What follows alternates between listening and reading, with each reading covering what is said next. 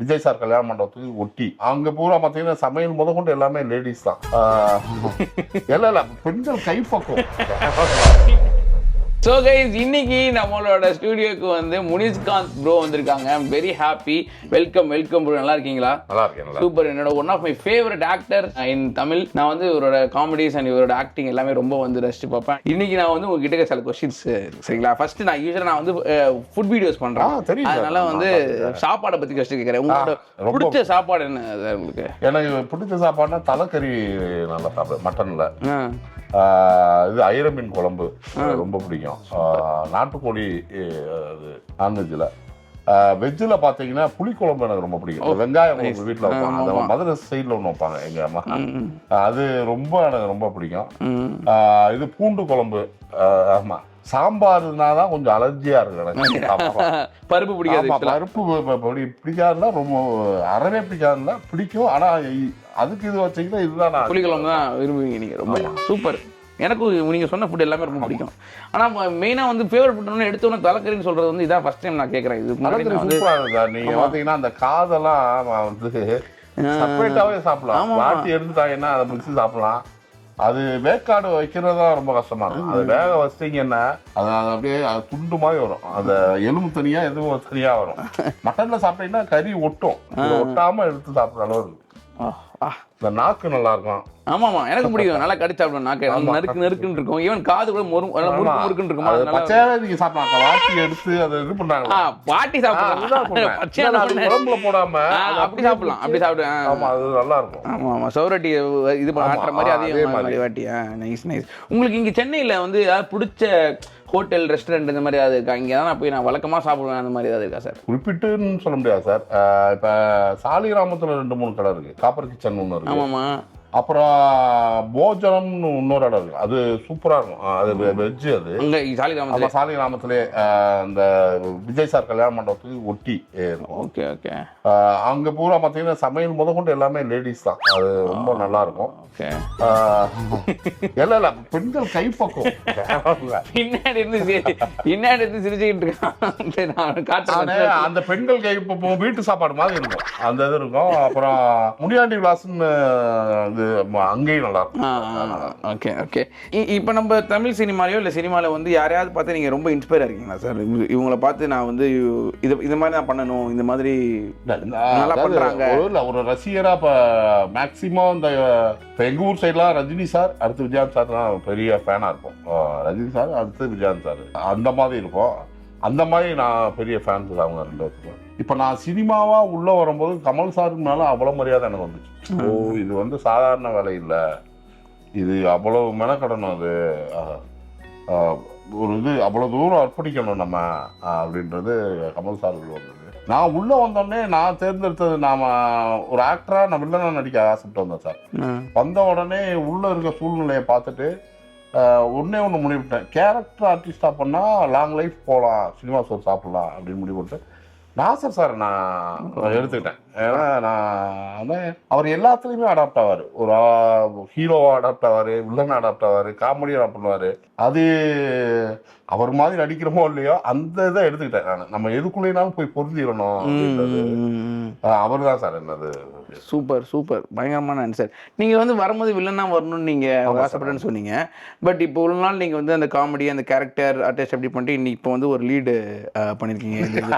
இல்லை லீட் தாங்க, என்ன லீடு இல்லை சார். நீங்கள் படம் பார்த்து நீங்கள் லீடுட்டீங்களே. ஆமாங்க, நான் எல்லா பிரஸ்லையும் மீடியாலும் சொல்லி சார் இது லீடு தான் சார். இது அடுத்தவங்க எழுதும் போது புலிஸ் அவை கதாநாயனா அப்படின்னு அடிச்சிட போறாங்க சார்.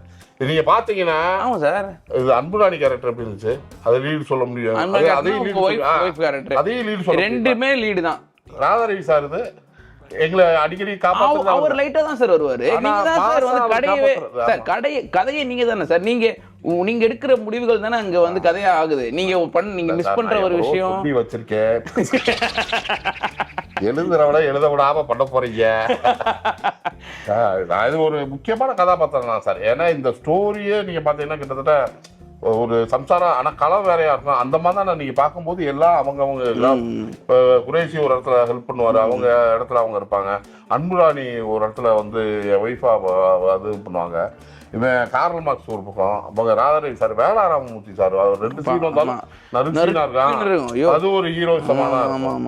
அந்த மாதிரி தான் இது வந்து கிட்டத்தட்ட எனக்கு தெரிஞ்சு. நான் கதை கேட்கும் போதே என்ன சொன்னா, ஃபர்ஸ்ட் நடிக்க மாட்டேன் ஹீரோ அப்படின்னா, ஏங்க என் பொழப்பு நல்லா போயிட்டு இருக்கு, அண்ணா இல்லை நீங்கள் கேளுங்க கதை அப்படின்னாரு. நான் கதை கேட்கும் போதே நான் முடிவு பண்ணிட்டேன், இது ஸ்கிரீன் பிளே தான் ஹீரோவாக இருக்கு, அவங்கவுங்க கதாபாத்திரத்தில் அங்கங்கே பூஸ்ட் பண்ணி இருக்காங்க அப்படின்ட்டு. அதுக்கு பிறகு தான் நான் ஒத்துக்கிட்டேன். அதனால தான் இதை சொல்லி பொழப்ப கெடுத்துறாதீங்க. நீங்க வேற உங்களோட சின்ன வயசு மெமரிஸ்ல உங்களால மறக்க முடியாத ஒரு மெமரி இந்த மாதிரினா, நான் ஆசைப்பட்டு வந்தது இதுதான். அப்போ கொஞ்சம் அதுக்காக ரொம்ப வெறித்தனமா இல்லை, படம் பார்க்கும்போது நிறையா தேட்டர்ஸ்ல கைத்தட்டல் இதெல்லாம் பார்க்கும்போது சரி இவங்களுக்கு விழுகிற கைத்தட்டல்ல அம்மாவும் போய் நடிச்சாவும் விழுகாது அப்படின்னு ஒரு சின்ன வயசுலேருந்தே ஒரு சின்ன ஆசை இருக்கும். அப்போ வந்த பிறகுதான், இங்கே வந்த பிறகுதான் தெரியும் சும்மாலாம் எங்கள் கைத்தட்டு வாங்கல, அவ்வளோ உழைப்பு இருக்கு அப்படின்றது. அந்த இது நிறைவேறிச்சு. அந்த இது அது கொஞ்சம் கொஞ்சமா இதாகி நீங்க அதை நிறைவேற்றி. ஆமா நிறைவேற்றி இருக்குன்றது அதுதான் கொஞ்சம் மறக்க முடியாதா இருக்கும். சூப்பர். சப்போஸ் இல்ல நம்ம இங்க இல்ல அப்படின்னா நான் சில நேரம் யோசிப்பேன், சினிமாவில் இல்லை அதே கனவோட அங்கே இருந்தோம்னா எப்படி இருந்திருக்கோம் அப்படின்னா, கண்டிப்பா எனக்கு 2 குழந்தை இருந்திருக்கோம், பெரியவங்களா இருந்திருப்பாங்க, நான் தொப்பைக்கு போய் இருந்துச்சேன். அப்படி போயிருந்துருக்கேன் லைஃப் ஸ்டைலு. இப்போ நான் என் ஃப்ரெண்ட்ஸு நிறைய பேர்த்த பார்க்குறேன்ல, அவங்க தப்பு சொல்ல, அவங்க வாழ்க்கை முறையே அதுதான். ஒரு இதில் இருந்திருக்கும்.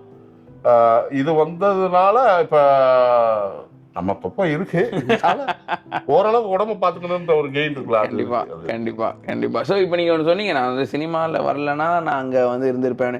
சினிமா உங்களோட துறையா இல்லைன்னா வேற என்ன சார் பண்ணுறீங்க? என்ன உங்களுக்கு பிடிக்கும்? என்ன ஒர்க் பண்ணுறது பிடிக்கும் உங்களுக்கு? எந்த மாதிரி இதில்? சினிமா இல்லை அப்படின்னா என்னை ஒன்றும் ஃபேமிலியே வந்து ஃபாரினில் செட்டில் பண்ணியிருப்பாங்க சார். மலேசியா எங்கேயாவது செட்டில் பண்ணியிருப்பாங்க, அங்கே ரிலேட்டிவ்ஸ் விட்டாங்க. இல்லை அப்படின்னா ஒரு கவர்மெண்ட் எங்கள் மேக்ஸிமம் எங்கள் ஃபேமிலியே ஒரு கவர்மெண்ட் ஜாப்பில் தான் இருப்பாங்க. இப்போ எனக்கு கடைசி ஆப்ஷனாக அதான் வச்சாங்க.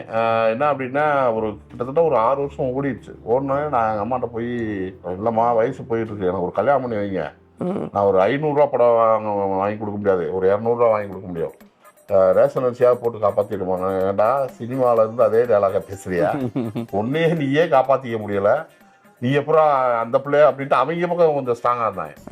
ஒன்று பண்ணு, இல்லை அப்படின்னா நான் 8வது வேற 2 வருஷம் ஃபெயிலு, படிப்புலேயும் நீ ஃபெயிலு. இப்போ இந்த நெடுஞ்சாலைத்துறையில் அந்த முள்ளு வெட்ட வேலை இருக்கு பார்த்தீங்களா, அது கவர்மெண்ட் ஜாப் தான். அவங்க திங்கிங்க அப்படிதான் இருக்கேன், இவனை அந்த ஜாப்லையாவது உள்ள தள்ளி விட்டுருவோம் அப்படின்ட்டு முள்ளு வெட்டுற வேலைக்கு 8வது முடிச்சிருந்தா போதும், 7,000 ரூபா 8,000 ரூபா சம்பளம் வரும். போக இதுதான் நீ பேசாமல் அதில் என்ன இப்போ சொல்லு, ஏதாவது பண்ணுவோம், அப்படி அதுக்கு பிறகு கல்யாணம் பண்ணி வைக்கிறோம் அப்படின்னாங்க. ஐயோ இவங்க என்னடா அப்படின்ட்டு அப்படின்ட்டு சொல்லாமலாம் வந்துட்டேன் நான். இவங்க ஒரு முடிவு பண்ணிட்டாங்க. அப்படி இருந்தா அப்படிதான் இருந்திருப்பேன். ஒரு ஒன்று கவர்மெண்ட் ஜாப்ல இருந்திருப்பேன், என்னன்னா இதுல ஃபாரின்ல எதுலையாவது எங்கேயாவது வேலை பார்த்துருக்கோம். Okay super. நீங்கள் நல்ல வேலை நீங்கள் அந்த மாதிரி ஃபாரின்கோ எதுக்கோ நீங்கள் போகாமல் நீங்கள் இங்கே இருந்து எங்களை வந்து நடிச்ச மகிழ்விச்சுட்டு இருக்கீங்க. அதனால நாங்கள் ரொம்ப ஹாப்பி அண்ட் தேங்க்யூ. உங்ககிட்ட பேசுறது ரொம்ப மகிழ்ச்சி எனக்கு. அது வேணாம் சார், அது காணும் சார், இங்கே இல்லவே இல்லை சார், அது பார்த்துக்கலாம் சார், விடுங்க சார், வாங்க சார்.